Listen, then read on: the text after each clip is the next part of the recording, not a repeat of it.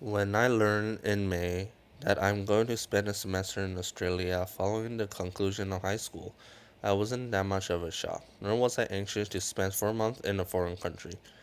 I quickly went through a short summer, and before I knew it, I was on a plane to Australia. From the two Australia programs available, I chose the Sydney program and attended University of Sydney. When I arrived in Sydney, even though I was expecting winter, I was not prepared for the cold.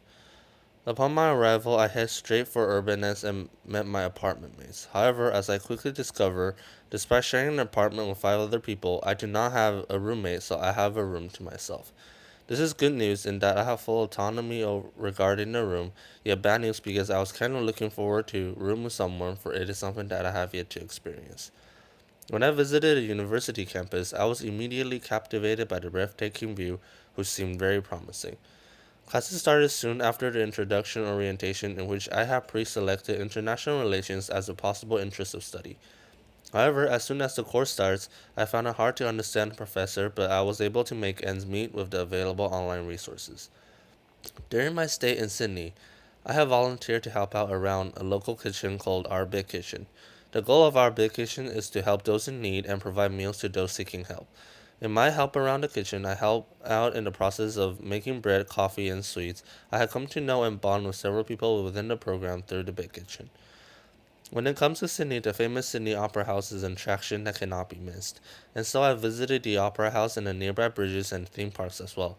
One observation that I managed to make is that the Opera House looked gorgeous afar, but when looked closely, it looked scaly. I learned a lot from the organized tour that the NUN director has organized for us. Speaking of organized trip, the Blue Mountain experience was very unique. I saw the blue haze that gave the mountain range the name Blue Mountain, as well as visited a zoo. One natural phenomenon that I saw while taking a tour around a blue mountain is the face that was printed on a rock that was caused by natural corrosion with running water to smooth the edges out.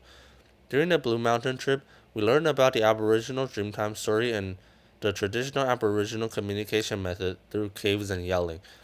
Surprisingly, the residents of the shout was able to travel far through the canyon. During the stay in Australia, I went with the NUN group to Melbourne and took a look at the city that was voted the most livable city. I agreed to the view of the general public, but I had thought the weather in Melbourne seemed to be more gloomy than that of the weather in Sydney. In conclusion, I had enjoyed my time in Sydney, for I had come to understand a very different culture and history in comparison to what I'm used to and where I'm come from.